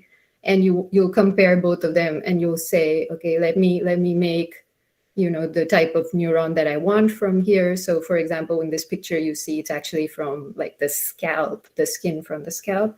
You take it and you put in these genes, you make them into these stem cells, you measure various things to make sure they're a stem cell, and then you start, a process of giving them the right signals to make them into the brain, right? And that process takes months. As you can imagine, it takes us months to develop, and then really your brain isn't even developed until you're in your 20s, quite honestly. So it's, you spend all this time, you try to make these cells, you understand how to make them, what the differences are, right? And then the idea is you study this in a dish and see what went wrong during development that brought on this disease, right? So what is it that happened in this person's particular brain that caused an onset of this disease? So it's almost in a way, this person's either dead or alive, but you're sort of doing this whole process, almost recreating how the disease happened in this person in a dish so that you can study it and so you can develop a drug for it. And this is something you can never do in an animal model, right? And so that's the power of this technology. Is in a way you test the drug on yourself before you take it. Right. And so this is sort of the intersection of my interest. You use stem cell biology and the power of human genetics because each person is different, and a drug that works in me does not have to work in you because we're very different. And the idea is that you use this technology to understand differences, to study it, and to develop what works for each person. So it's very individualized, right? Okay, so if you thought that was cool, then, the next step here is what we do is we grow cells in more three-dimensional structures, right? And so this is called an organoid. So what is an organoid? An organoid literally means resembling an organ, right? So you're growing cells in a dish in like these three-dimensional structures where they organize into little balls of cells, if you will, right? And so what you see in those images are, brain, kidney, lung. We can make anything we want from these cells. And the advantage here is, again, I can't see you guys, so I can't ask you. Like, I don't know the answer to the question I asked, but I don't know if you've grown cells, but if you have, you probably grow it on plastic, and they just grow in like one layer. They sit on plastic. And while that's cool, it's very artificial, right? This is not how cells in our body work. This is not really a true representation of where things are. And so by making this into more of a three-dimensional structure, you're making it more multicellular, like our tissues are. They're more functional because, they're talking to each other. They're doing what they usually do. And it's still individualized because it's still from this 1% cells. And you can make these from any of the type of stem cells I described to you, right? You can make them from ES, you can make them from IPS, you can make them from adult stem cells. And it's a very, very powerful technology. I'm not going to go into this, but except to say that it kind of made them from all three germ layers, from almost every organ that exists. So we see that it works in all of them. So, and that's why, that this is a powerful system, because it's not just one thing that you study. And so here's an image of a cortical organoid. So cortex is the part of the brain that, is affected in a lot of these diseases. It's, it's the part you use a lot to think. And so we try to make these cortical organoids, and it takes months. But you can see how it arranges itself in all the layers, just like it does in the brain. So if you were to take like a slice of the brain and study it, this is sort of the different layers you would see, right? And so this is again one of those things that is cutting edge right now that we use a lot. And as I was mentioning, there's a whole different level of ethics associated with this, right? Because you grow these in a dish, and they kind of function like a developing brain would, right? So they create these little brain waves, they grow, they make these different structures. And so that causes people to question, like I alluded to before, it causes people to question, can these things think? Can these things feel? What happens when you put them in animals? And so the field is still pretty early. We're nowhere near, having these ethical dilemmas. So I just want to put that out there, because I know I'm giving you a lot of new information. I don't know what you read or what you have access to, but this is not going to go form a baby in a dish, right? This is a little ball of cell that you're using to study the brain. And yes, the point is that we're trying to make it as real as we can, as advanced as we can. But we're not at a point when this is going to magically do something, or form like one of these hybrid animals. Like, we're not there yet. I mean, theoretically it could happen, but we're not. These are, again, super regulated studies where you don't grow them beyond a certain day. You don't randomly create these human animal hybrid things.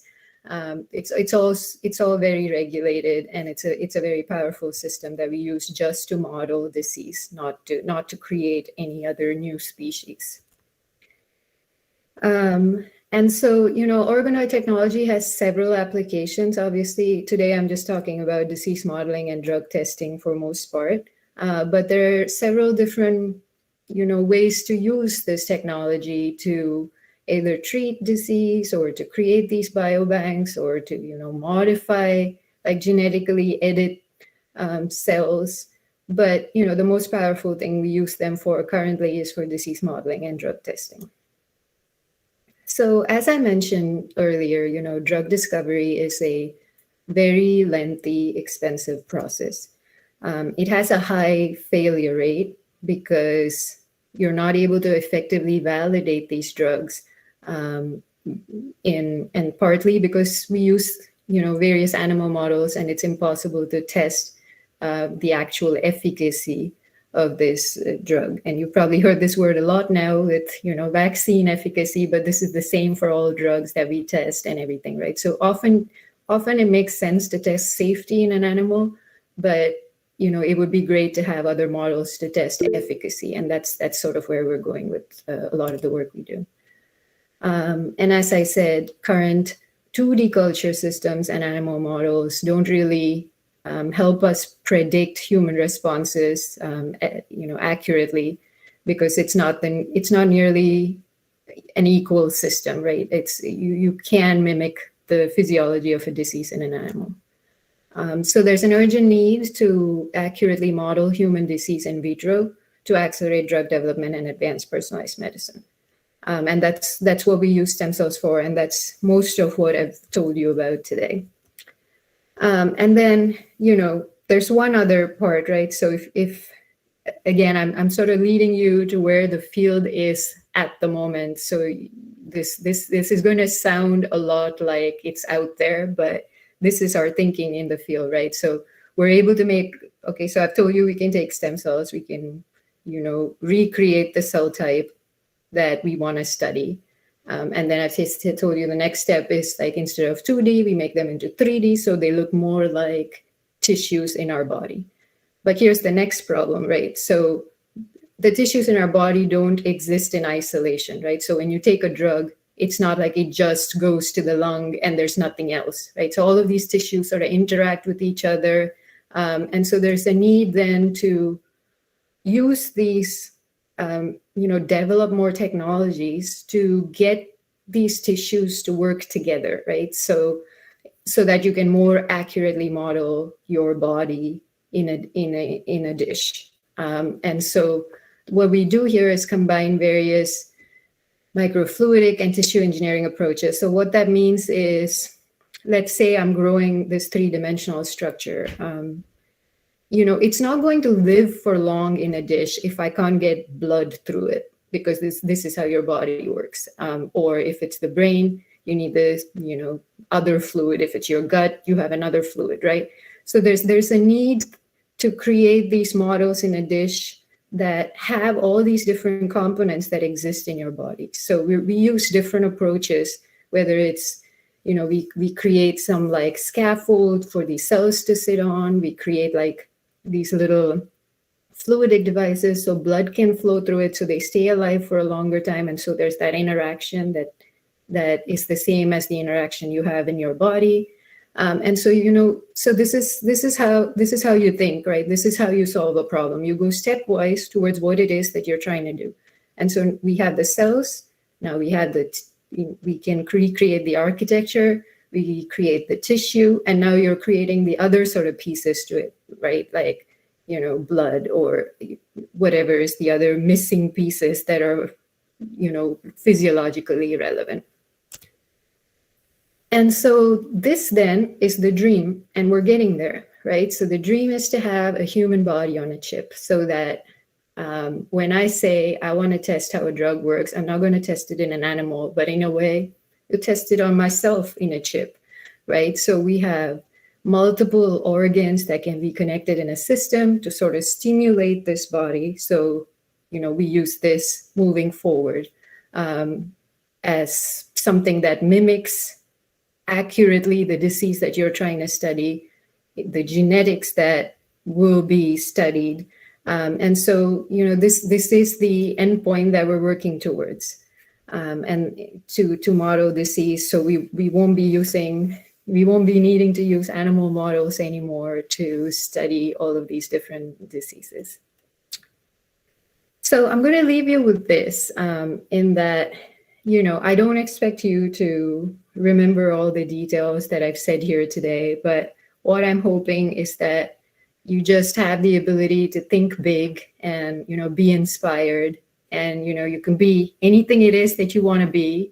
And by the time you all grow up and are at my stage in your careers, we're going to be talking about, remember that time we couldn't just make a heart, right, and transplant it. So how crazy was that? So that's how easy it's going to be by the time in another few years, that we're just going to be able to make these things and solve these diseases that we've struggled with our entire lives. And that's the excitement of the field.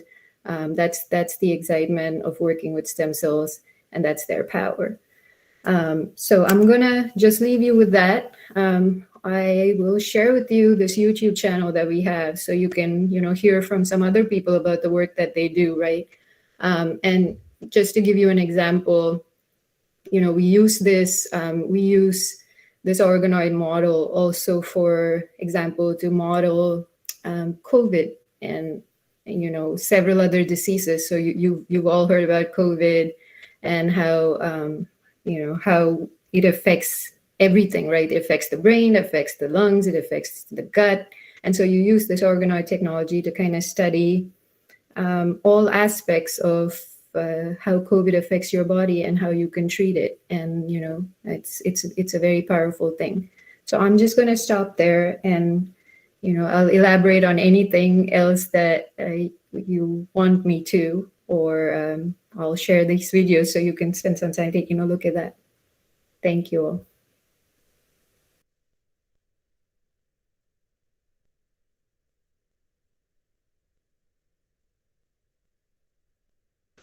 Thank you, ma'am.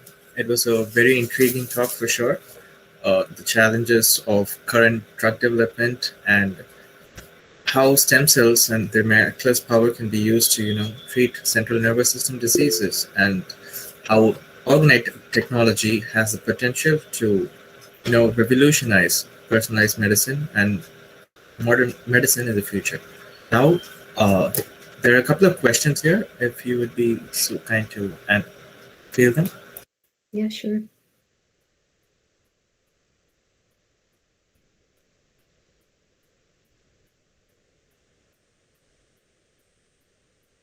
Participants, or you can put your questions in the chat box.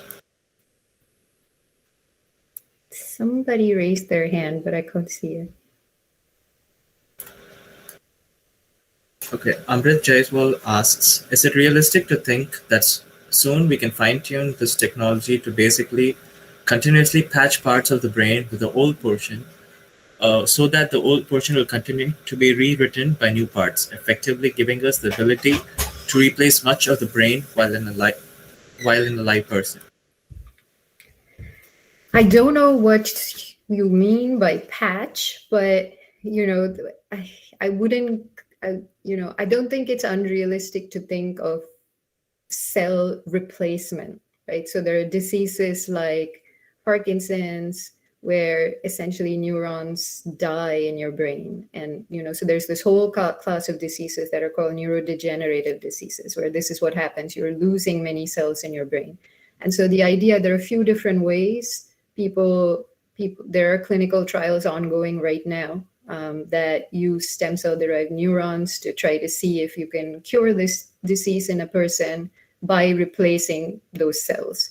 And then the other sort of way to do them would be, as I mentioned, there are these cells called adult stem cells. So, you have neural stem cells in your brain. And if the more we understand about it, the more you'd be able to sort of make them form these new cells in a way to replace these affected cells.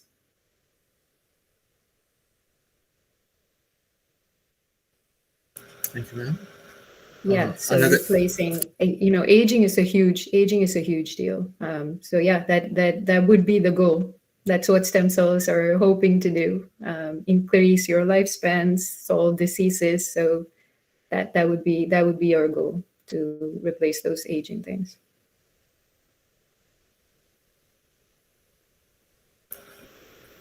We have a question. Is organoid technology inbuilt with any flaws? Like, I think what they're trying to ask is, we grow stem cells and organoids on basically a plastic or glass-based glassware, and we use a lot of chemicals to grow them. Is there any flaw in how we grow them that would affect us when we put these in human systems?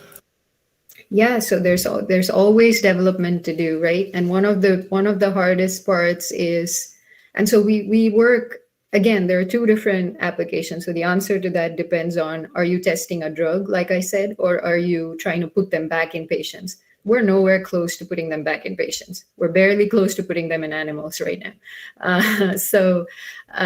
But it's what we get to, right? So yes, we use chemicals, but we use these, they're very purified, sort of clinically grade things that would be okay to use in people moving forward.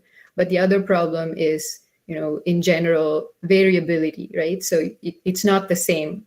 Right? And that would be the biggest sort of hurdle to overcome. Like, to put anything, to make anything into a drug or a medicine, you want to be able to do it over and over again and know that it comes out the same way again and again. And so with these technologies, because it's so complicated, every time you do it is a little bit different. And so that's one of the biggest sort of problems with the technology at the moment that all of us are trying to solve. So yeah, we're not quite there in putting it into people, but think about how far we've come. Like the work that I'm telling you in 20 minutes has taken a decade to do, right? So we're still working on trying to get them in patients, but there are some clinical trials ongoing, so we'll get this data soon. Thank you, Ram. Another question. What would you could you comment on the vasculature and organoids that are grown using organoid culture? Yeah, so this is part of what I was saying about the integrating microfluidics and tissue engineering. And so we use stem cells to create endothelial cells, which form the blood vessels. And so you incorporate these into the organoids so that these cell types are also represented in whatever it is that you're trying to model.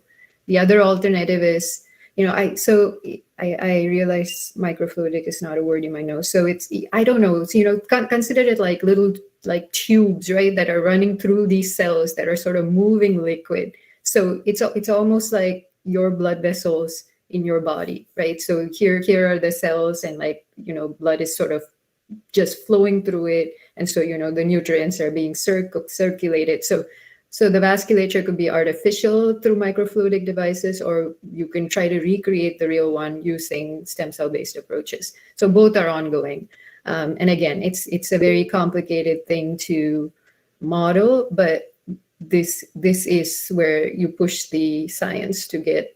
This is where you push it to get it to where you need, and it's incredible, but there are always things to improve.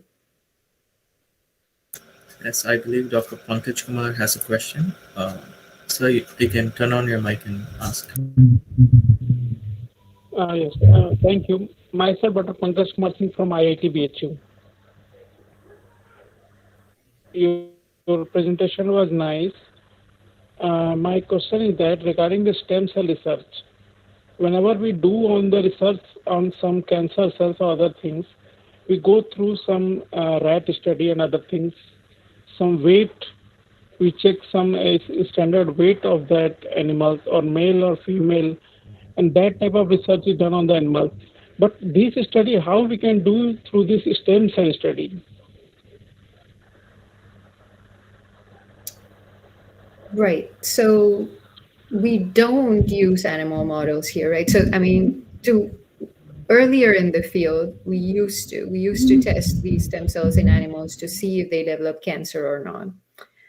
When you use stem cells as a treatment option, the way you would do it is you would consider dose of the cells, right? So I suppose it's a similar type of question you're asking. You don't measure the weight of the animal or weight of the person, but you kind of think about, you do a dosage study of, let's say I use 100 million cells, let's say I use 200 million cells, what changes? And that's all part of the studies that you do. What is the effect that you get with X number of cells? What's the effect you get with Y number of cells? Is there a difference? Does it plateau? over a period of time. And then that's how you decide what is the dose that you would use in a clinical trial.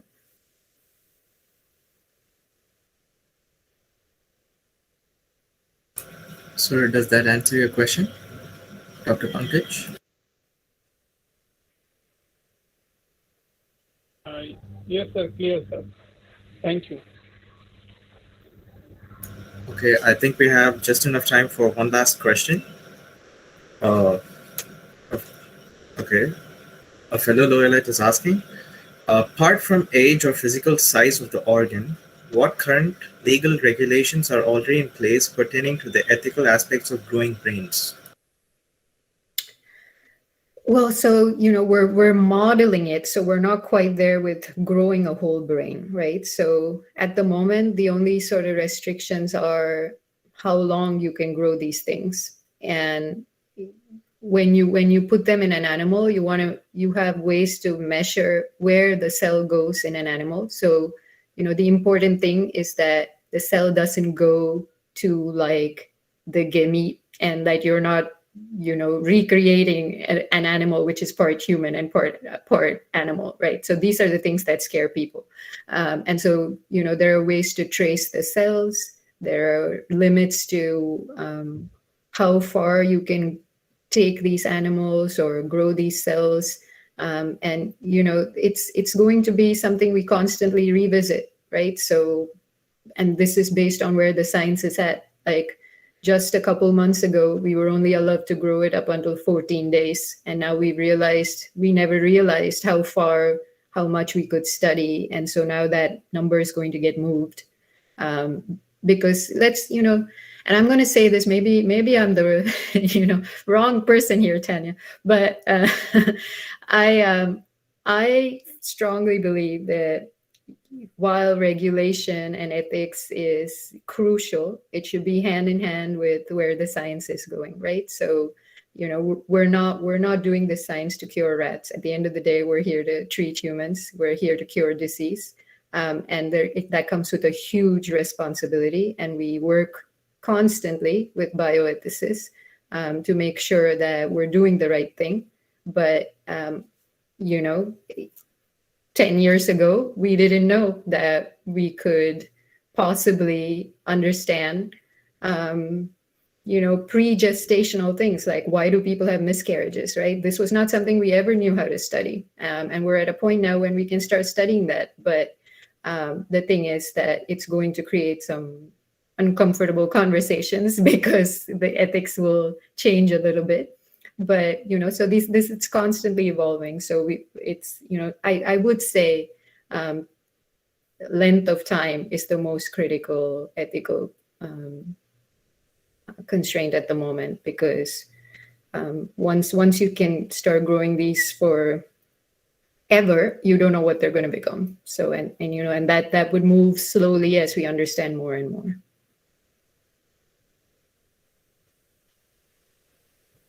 Thank you, ma'am. I see a couple more questions. Dr. Amrita, are you okay with answering them? Yeah, sure. Yeah, okay. Dr. Pankaj asks, what can you say about the human model and concern with COVID-19 vaccine? Does he mean stem cell model? Dr. Pankaj, you can unmute yourself and ask. Not the stem cell, that is the vaccination that is going on in the present scenario. What can you say about that?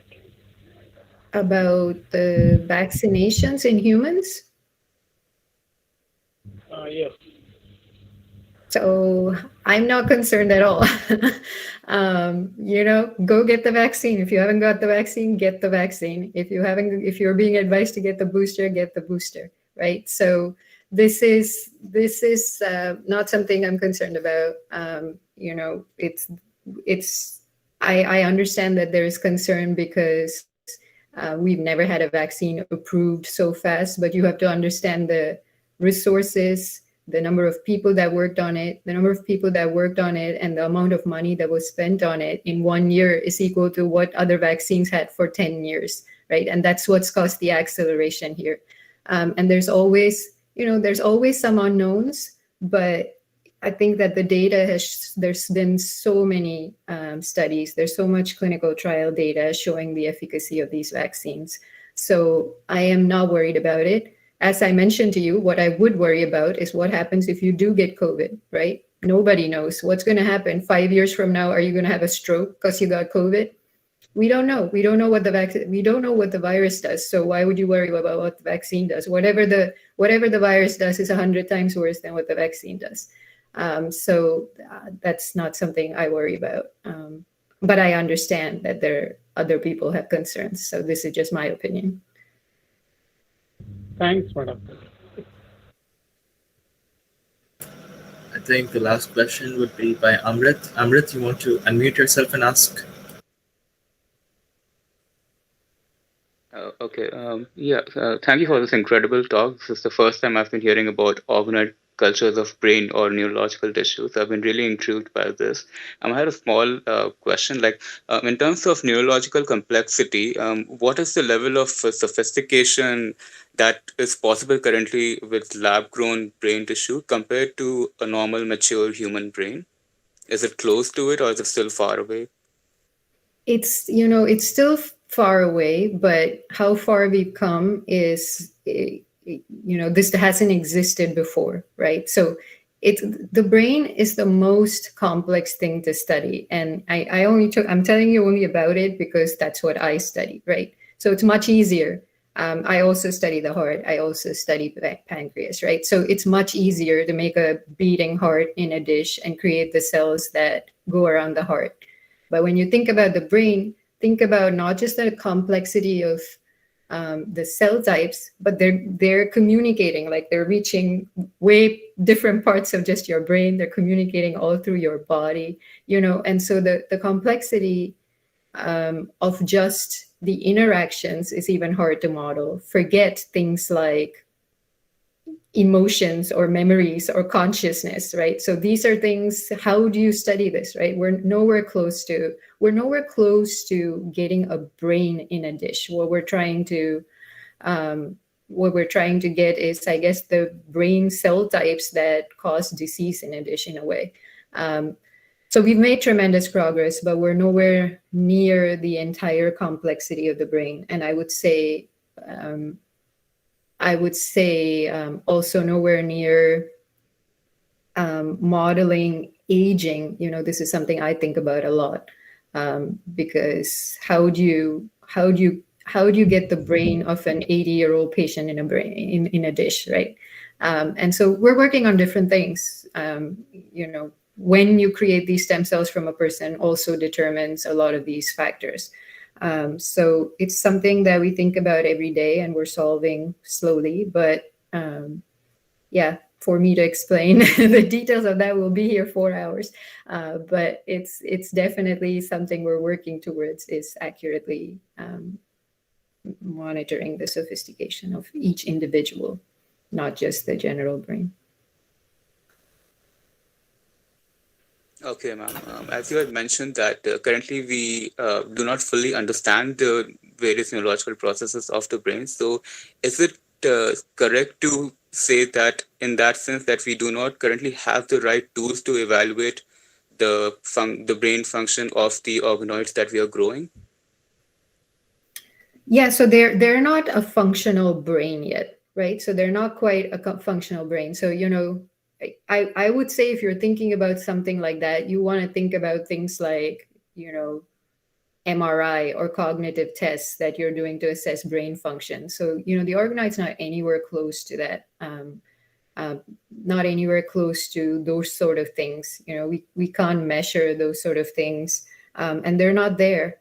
It would take, and I don't foresee getting to a point when we would use it for something like that. So we wouldn't be using it to measure the sort of cognitive complexities that you would using MRI or fMRI techniques, for example. What you would use it for is to test drugs, to model, different cell types interacting, but not to measure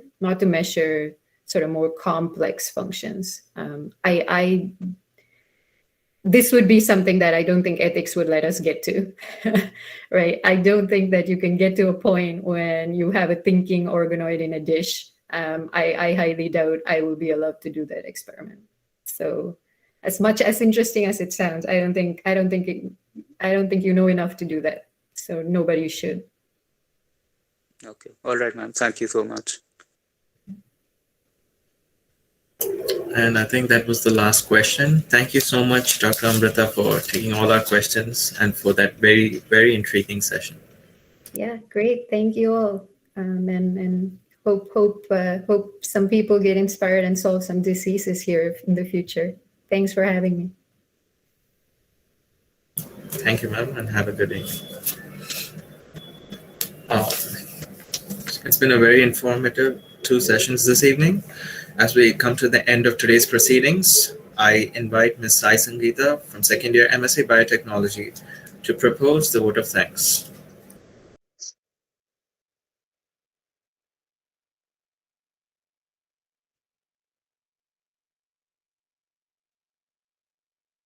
Thank you, Bukhari. Good evening. It makes me very happy to propose the vote of thanks as we come to the end of the second day of Symposium on Animal Rights and Research Ethics. I thank the Almighty for blessing us with this wonderful opportunity to learn and engage ourselves in meaningful discussion, for blessing us with talents and skills, intellect, the thirst for knowledge, and the heart to make a difference. On behalf of the management and the faculty, and also the students of PG Biotechnology, Loyola College, Chennai, I thank our respectful resource person, Dr. Amrita Jaishankar, and the Bhumi Eco Champs program coordinators, Ms. Nikita Rakala and Mr. Nagnija. Thank you, Thank you, Dr. Amrita Jaishankar, for enlightening us with wisdom, and thank you for taking your time out from your busy schedule to share your wealth of knowledge with us, ma'am. Nikita, ma'am, and Agnija, sir, thank you for inspiring us and showing that we can make a difference. We are indeed honored to have you with us for our symposium. We thank our principal, Father Thomas S.J., all our faculty members, the supporting staff, and the organizing committee for their priceless guidance and support to host this virtual symposium. We thank our beloved participants for making today's event even more successful. I close with a quote by Charles Morgan: as knowledge increases, wonder deepens. Thank you.